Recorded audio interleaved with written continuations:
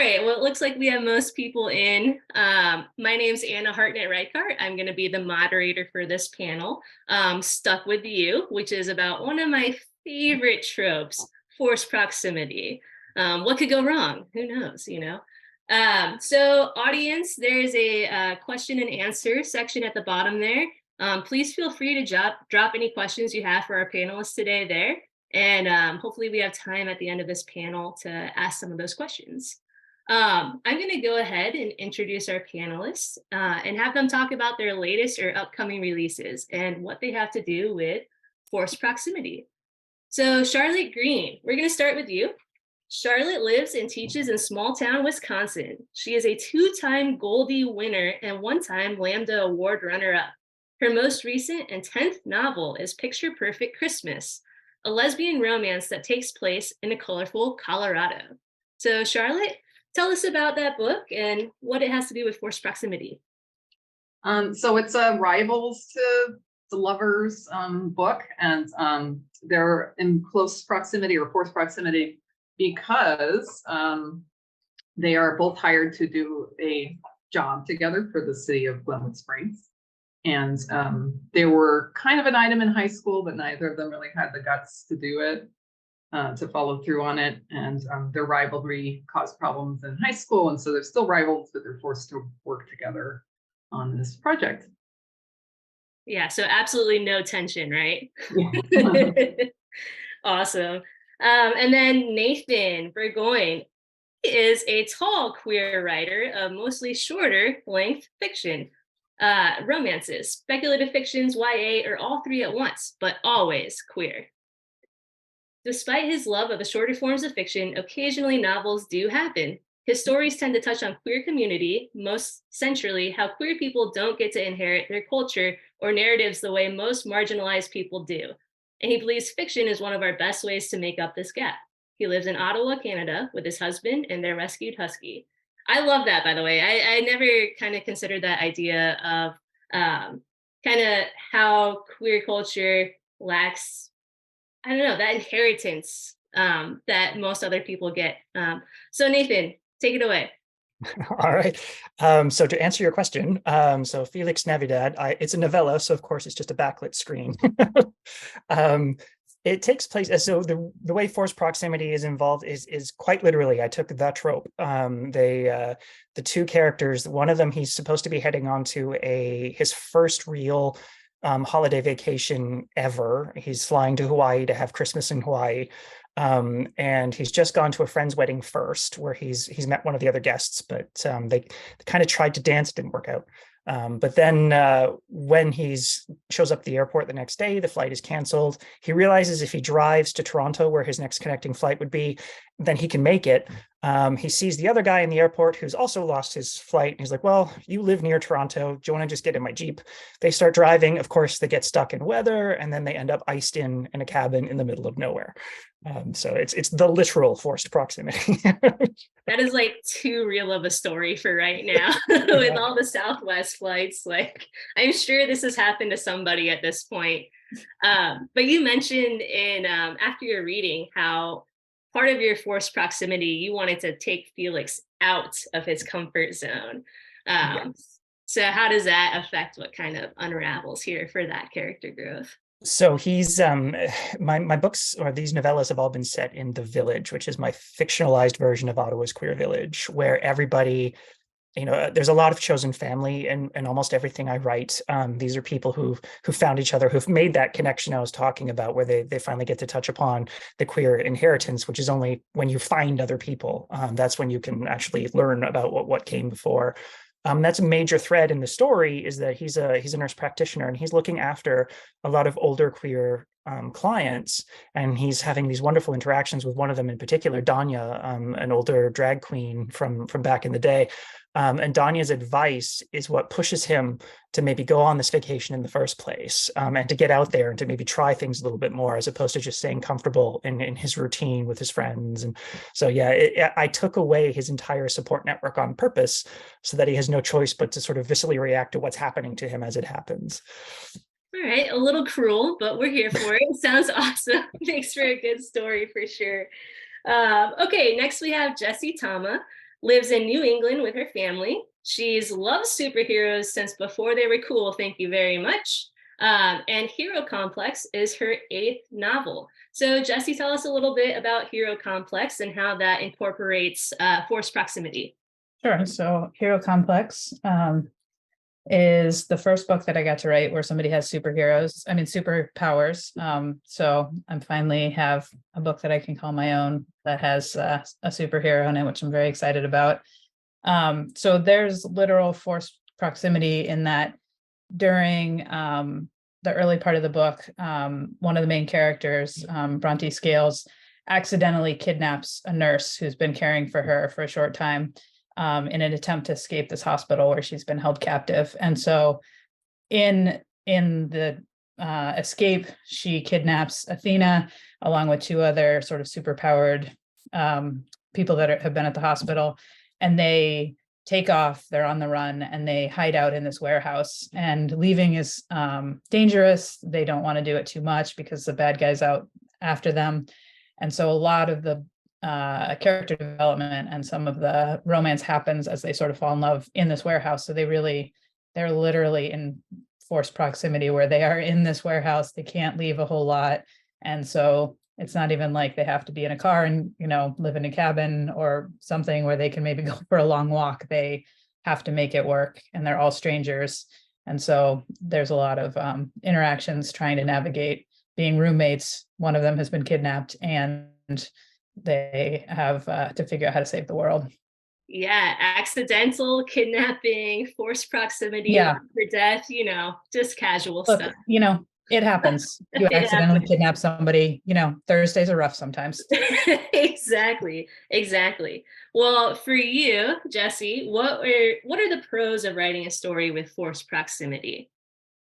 I think, it's wonderful because you get all that rich character interaction. You don't have to come up with a reason why they're, bump into each other on the street. You don't have to, you don't have to figure out like a natural way to get these characters together. You've put them in a cabin in the woods. You have them planning a party together. You have them in a warehouse. Whatever it is, you've made sure that you have this built-in reason for them to interact. And so, it's a very organic way to let that relationship build. Right. Yeah. Okay. Thank you. And Charlotte, what's your favorite thing about writing forced proximity? What does it bring to the story for you?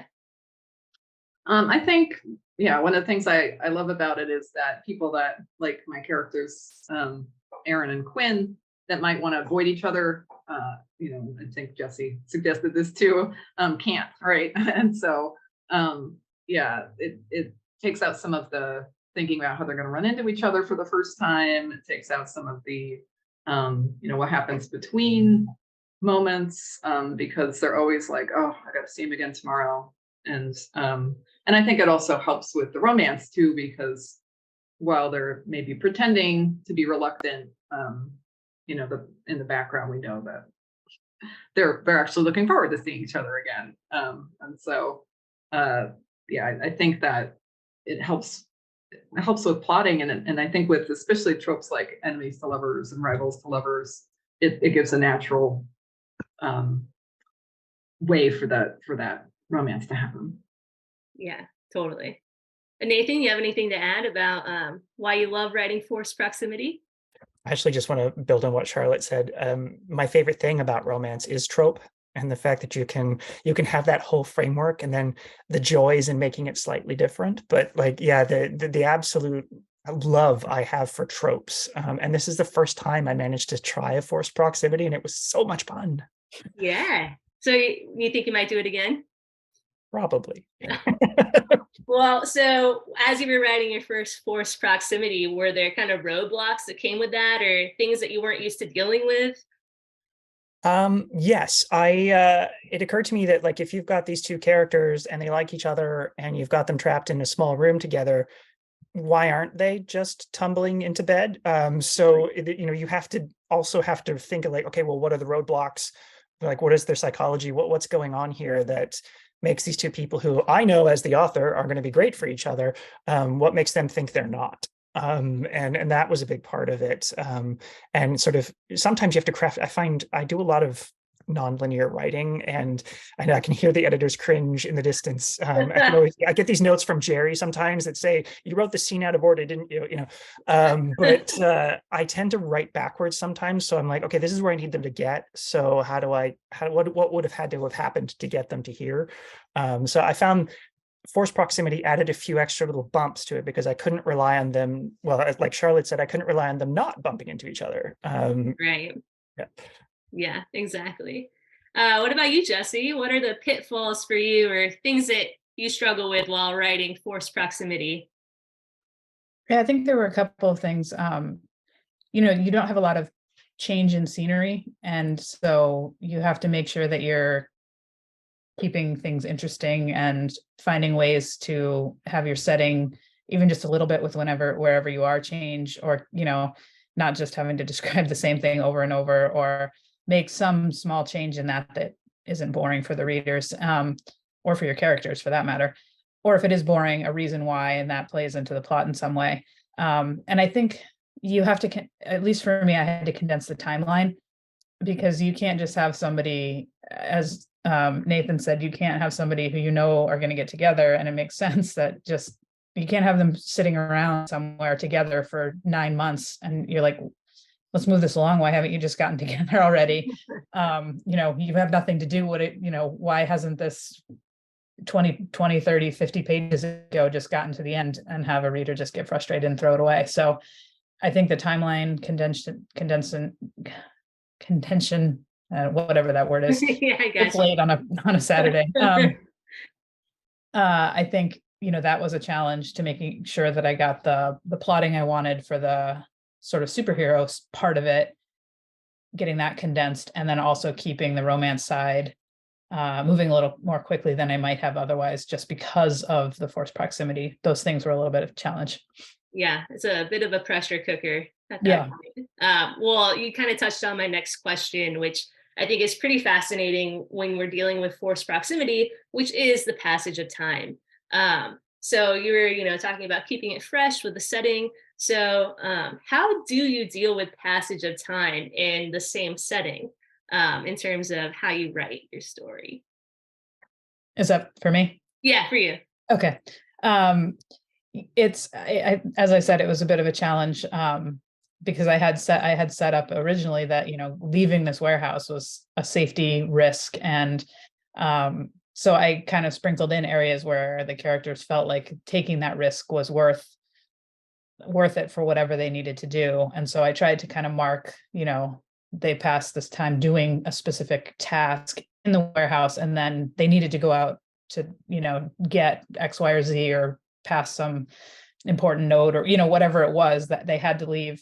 And so it was kind of like there were these markers in the warehouse, they had to do X, outside the warehouse they had to do Y, and it was like they had to kind of pass these hurdles in order to get ready to face their big bad at the end.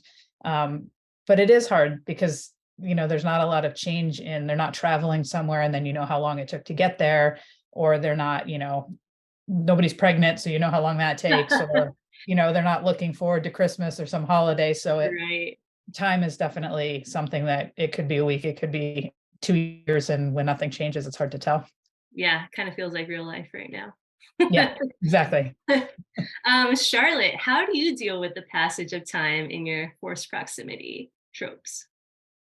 Well, this one, because it's set at Christmas, I wanted to have the whole culmination Christmas, and so that limited my timeline a little bit, and I kept kind of being like, okay, that's too much in 1 week, and that's unbelievable.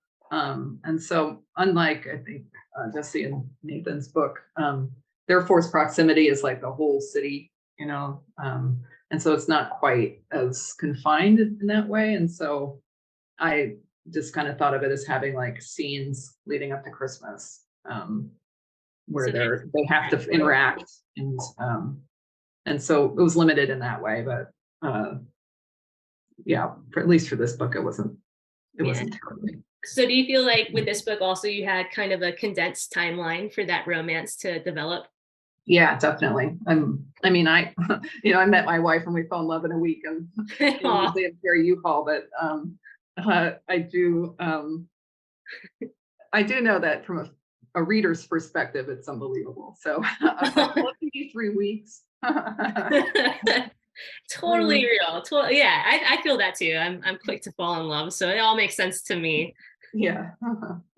Nathan, what about you? I think Felix Navidad is kind of on that same trajectory of you're on a big adventure. There's an end date. So how do you deal with passing time? I did two things. One, I cheated.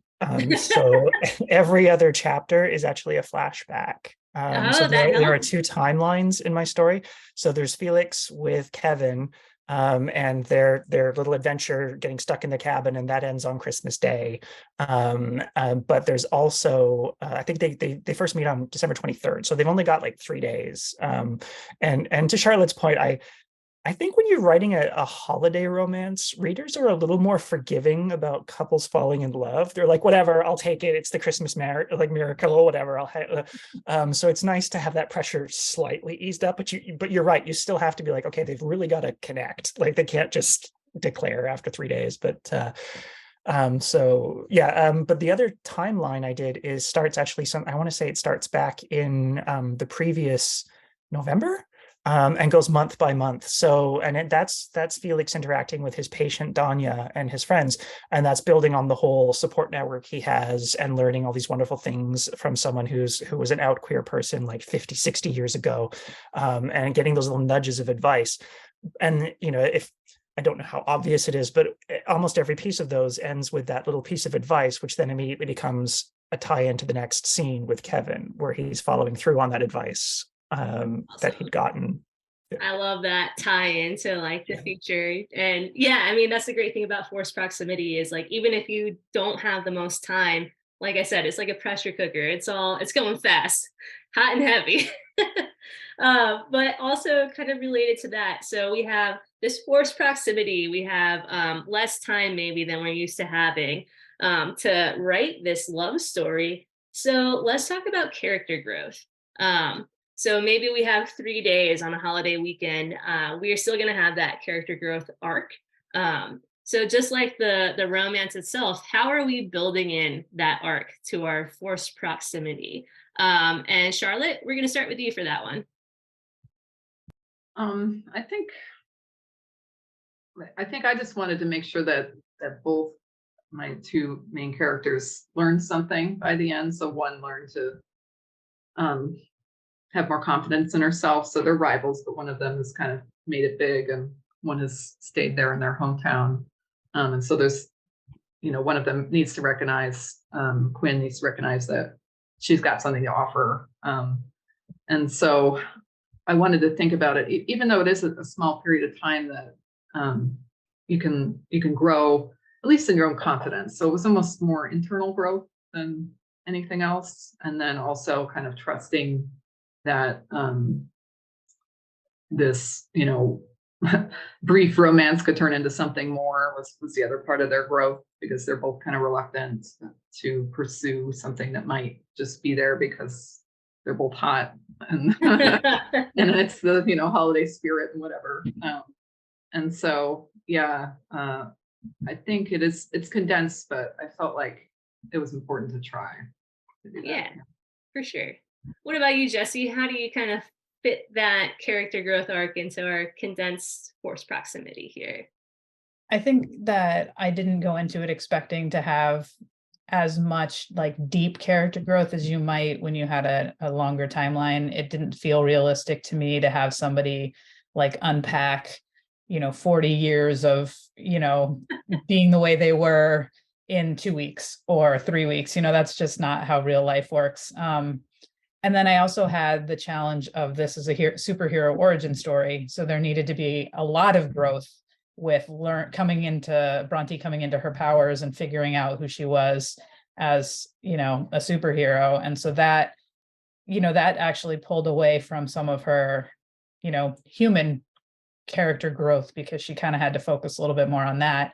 And then the team of people that had also gotten stuck with her in the warehouse, including her love interest Athena, there was a lot of focus on figuring out like, okay, we've got this bad guy to defeat, so how do we do that too, using the powers. So in this particular instance, some of the character growth felt a little bit more surface level for me, because it just, the type of story that I was writing, it sort of had to be. And I think, you kind of choose a smaller thing to focus on with the forced proximity, as Charlotte said. And that's sort of, at least for me, that was how I chose to move them along, so that, hopefully it felt like a realistic way that a person could change in a small amount of time. Yeah, totally. That makes sense. We got a lot going on in the warehouse here. There are priorities. Yeah. None of them were therapists. Like you weren't gonna sit down for like long group therapy sessions. So Fair enough. yeah. Nathan, what about you? I think like Jesse, I kept it fairly small, but I also threw a pretty traditional holiday romance problem their way, in that Kevin lives in a small town where he's been a farmer. Felix is a nurse practitioner in a city that's 4 hours away.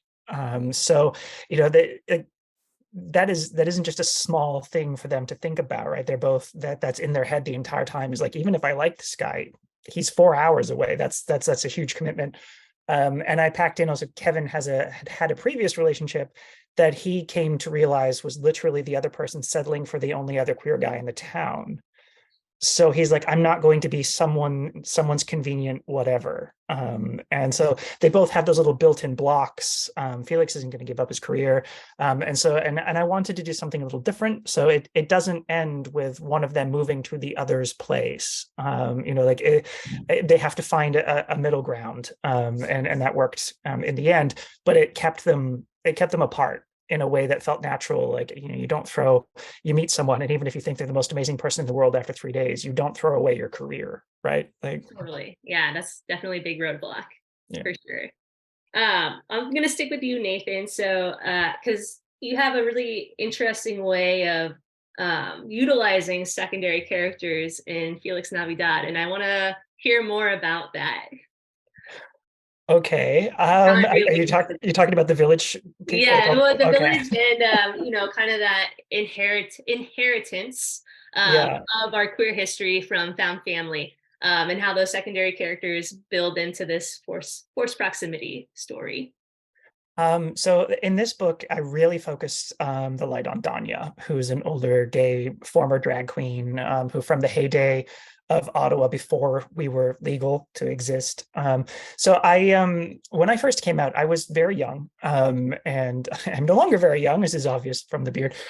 So I've been out for decades, and watching how things have changed is this amazing experience to me. But also watching how many of our stories sort of get untold, just by virtue of how it's not passed on. Like I said, there's no natural inheritance. We don't have queer parents telling us about our queer grandparents. It just doesn't work that way. We're sort of randomly sprinkled into families. So when I first came out, it was the bears and the drag queens that basically kept me alive. And they were amazing. So Danya's my homage to that whole sort of culture that existed. And so it was a joy. It wasn't hard. It just came very naturally to have this character who's flamboyant and, refers to himself as Nelly, and that's just his language, and that's what it is. And you have to kind of cope with it. And he's surrounded by people who look after each other. And, Ottawa does have the Ottawa Village Legacy Project, which is a very real thing. So I spent a lot of time looking around there and making sure that, some of my references are very true. Like there's a hotel called the Lord Elgin Hotel, where lots of gay men kind of snuck to the bar to hook up, and it was jokingly referred to as the Lord Organ. And that was a big thing. That was a huge part of Ottawa's history. But until I went looking, I didn't know that.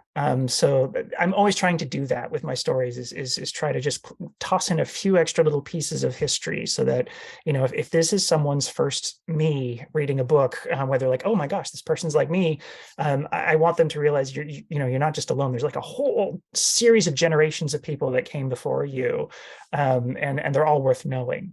So yeah, that's always what I'm trying to do with the secondary characters.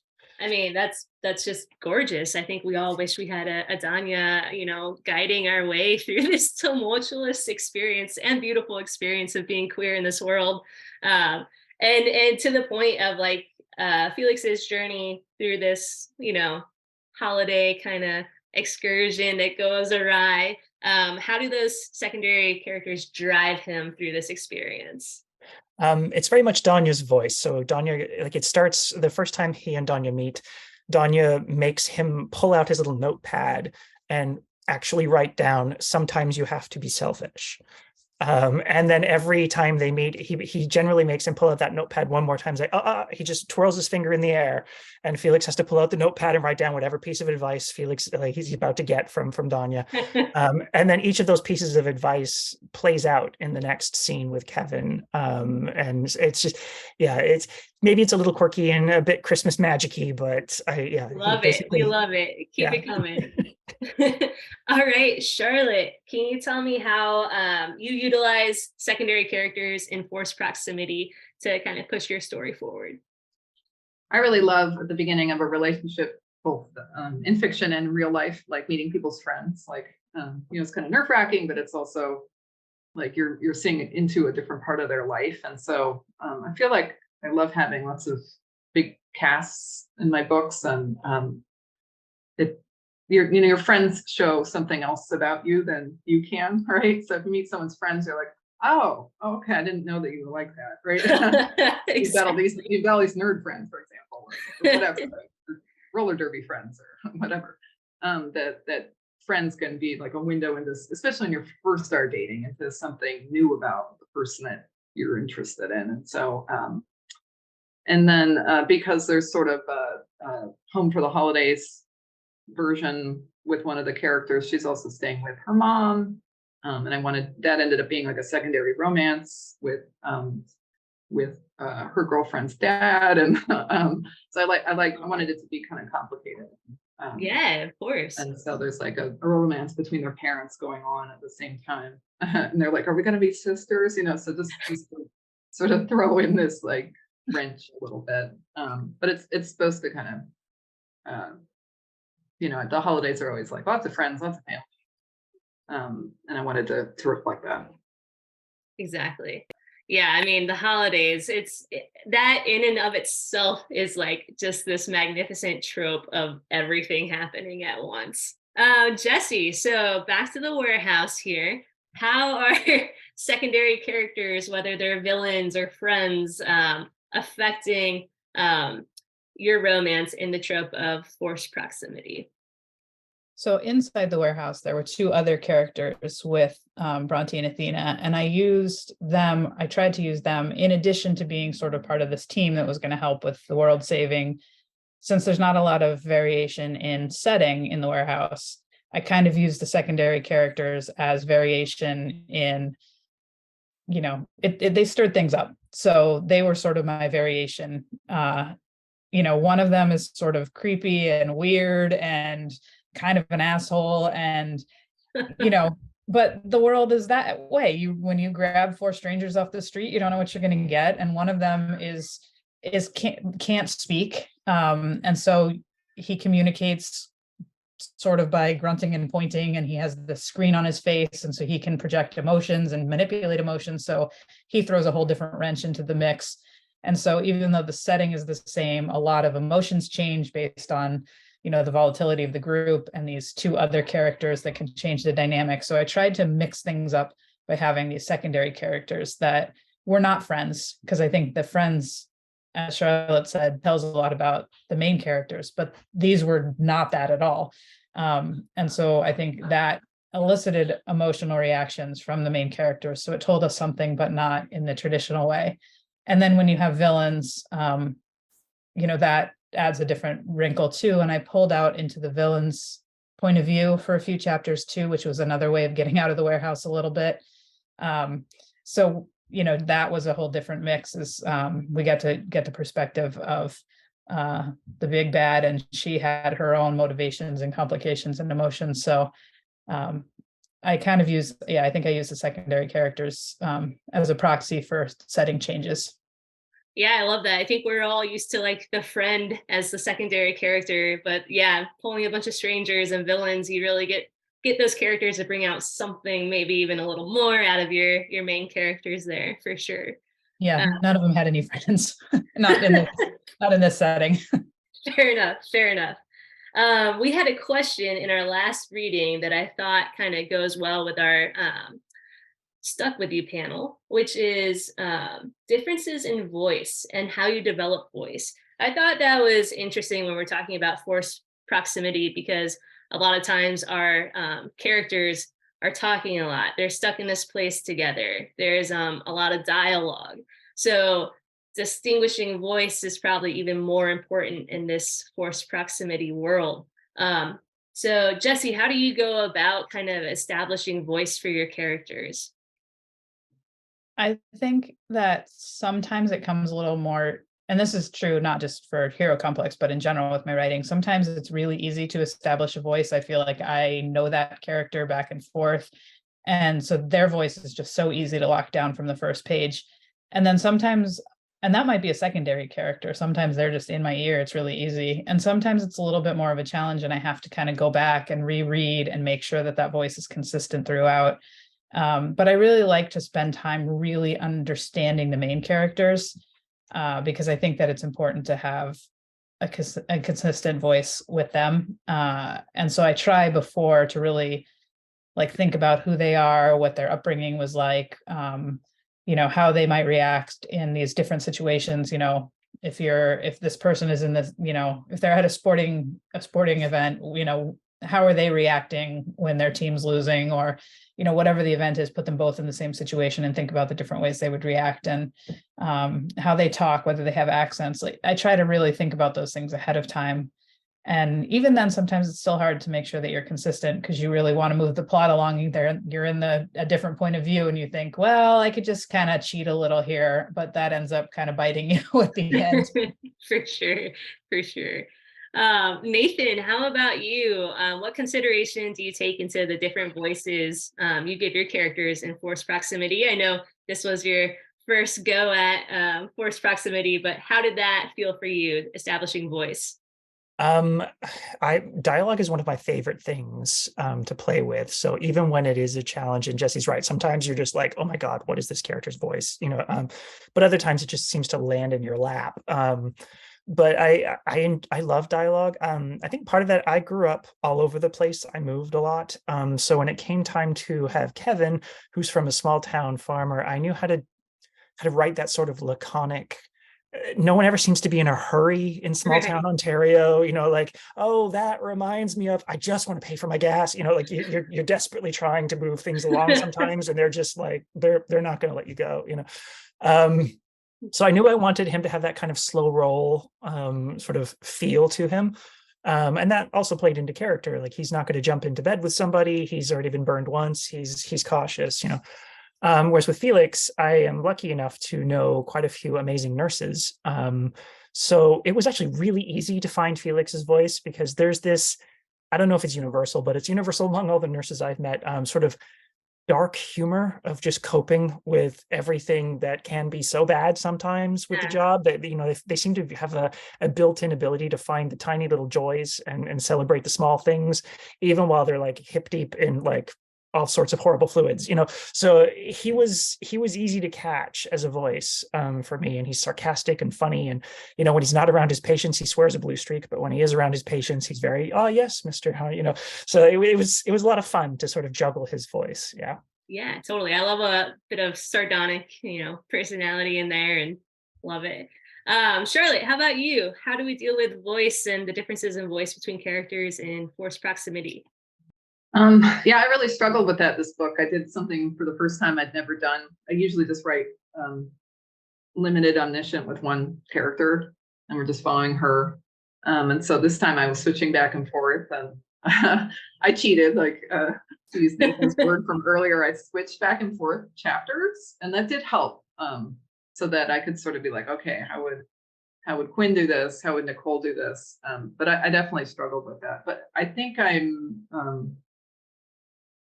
I think it was Nathan. I find it easier to write secondary characters, and I think Jesse said this too. Like, I don't know what it is. Like, I'm like, okay, that's my friend so-and-so, and I'll just kind of make her sound like that. And that's my mom, and I'll make her sound like that. And so that is almost the easiest part for me. But differentiating between the voices of the two main characters was definitely hard. And so, yeah, I was like, I'm just going to have them go chapter to chapter so that even if they sound basically the same, at least we'll know who's supposed to be talking. A clear cut, that definitely works for sure. Yeah. Well, POV, that's a great question I want to follow up on with Nathan and Jesse. Jesse, so let's talk about POV in your book. How did you utilize that? So what point of view did you use, and how did that kind of influence voice? So I do what Charlotte struggled with this time is I usually do third person and I switch back and forth.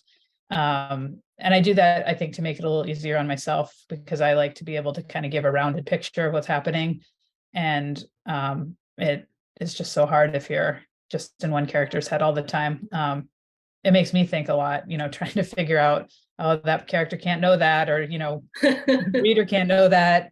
I know it, but no one else can. So I do like to give a little bit rounder perspective. And this one I pulled into the villain's mind a little bit too, because I wanted to add even another layer of how she was feeling and thinking, and give her a little bit more depth. I think sometimes in comics that I've read and things like that, the villain is just this two-dimensional, like, evil, and there's no reason for it, and it kind of feels like the stakes don't feel, even though they're supposed to be high, they don't really feel that high, because why would somebody behave that way? It just feels like we're being told that they're bad, but there's no real reason to believe it. So I wanted to make sure that there was a little bit more depth to the villain as well. So I pulled a third character in and jumped into their point of view occasionally. So Yeah, that's how I handled point of view in this one.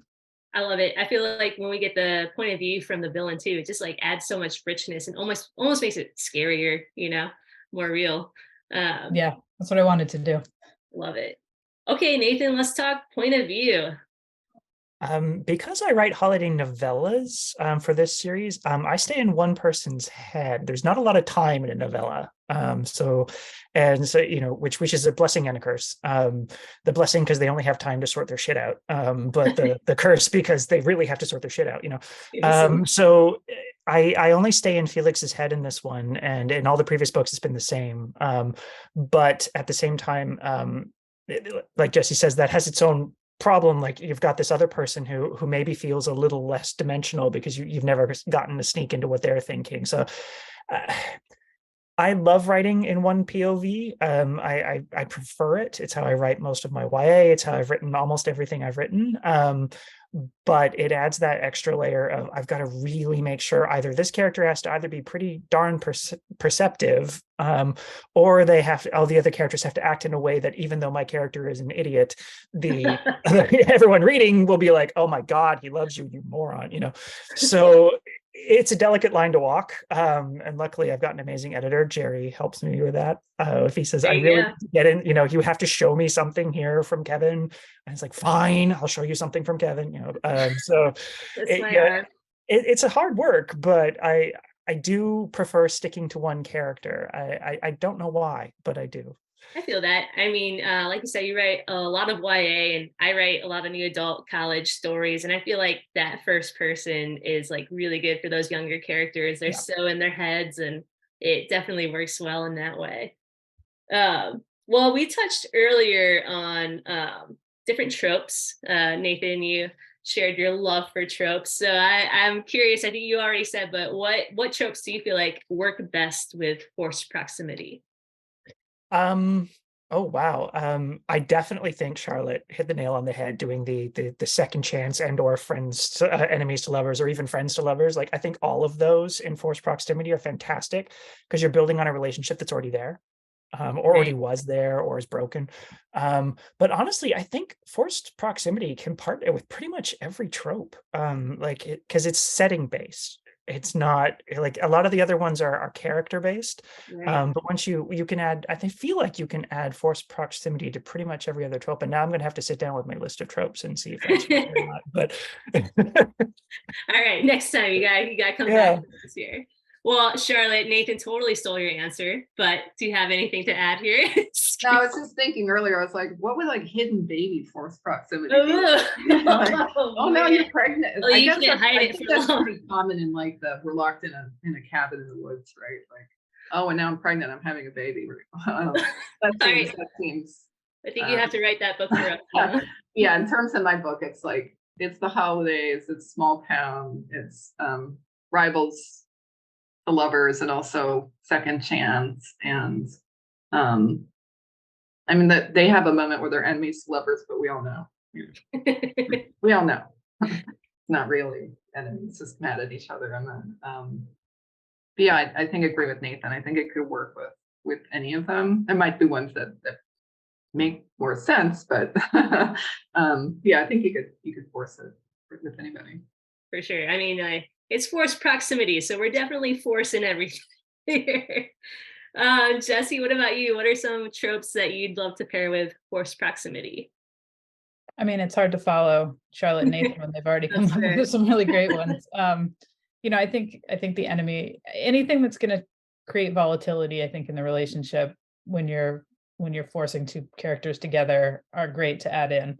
I think like a marriage of convenience in forced Ooh. proximity would be fun. I don't Yeah. know exactly how you like what that would look like, but I think that could be really fun one to play with.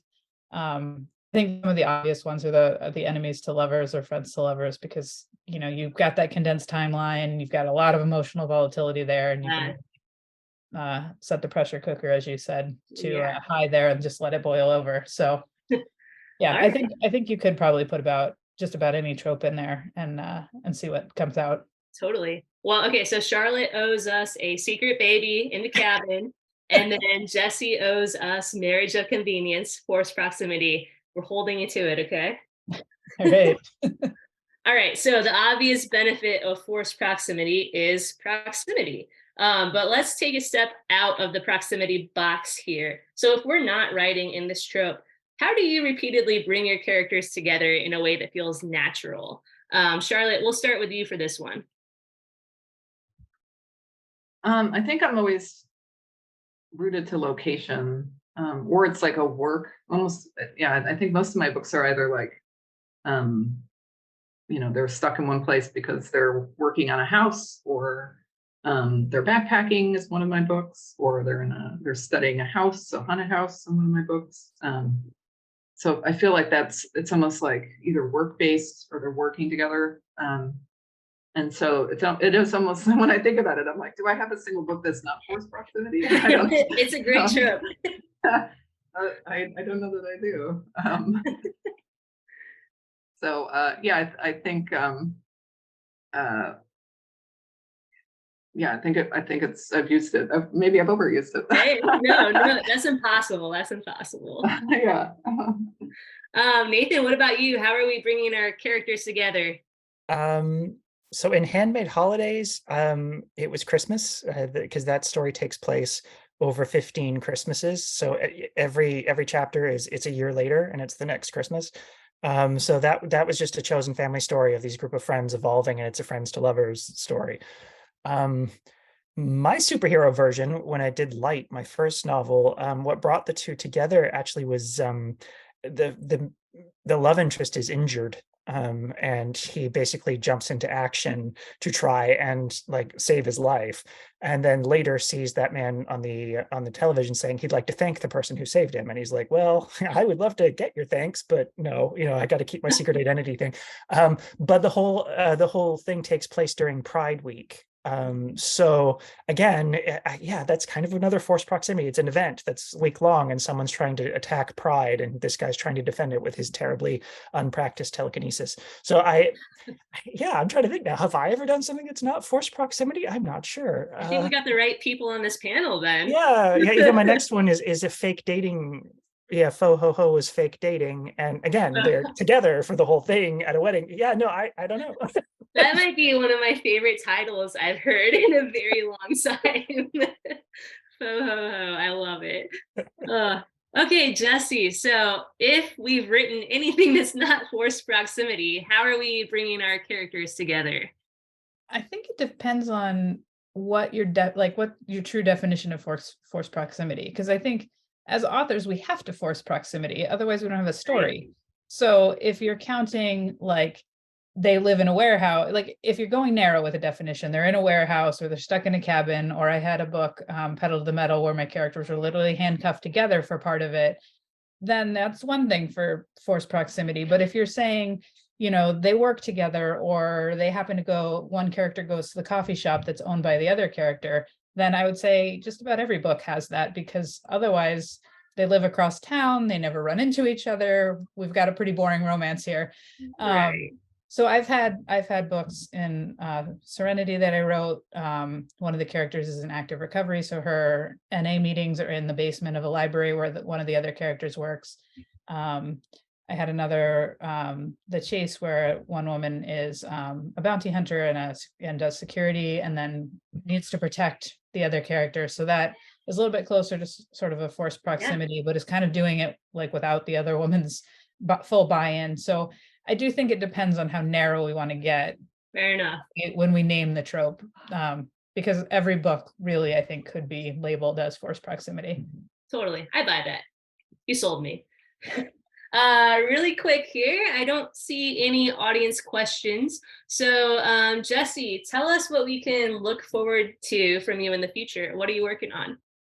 So my next one coming out is called The Town That Built Us, and it's a second chance romance about a woman who's been away from her hometown for years, but then her father dies, and his house is jointly left to her and her high school girlfriend who broke her heart.